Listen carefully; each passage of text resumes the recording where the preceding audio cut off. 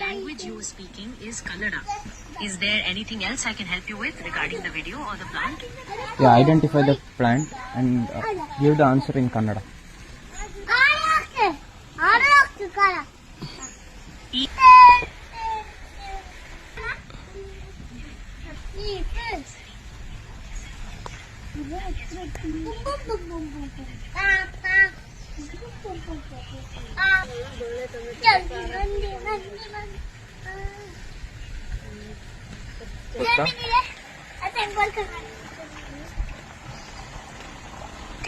ನೀವೇನಾದ್ರೂ ಇದರ ಬಗ್ಗೆ ಇನ್ನಷ್ಟು ತಿಳಿದುಕೊಳ್ಳಲು ಬಯಸಿದ್ದೀರಾ? ಬಳಿ ಒಬ್ಬರು ಕಾಲೇಜು ಪ್ರೊಫೆಸರ್ ಅವರ ಮನೆ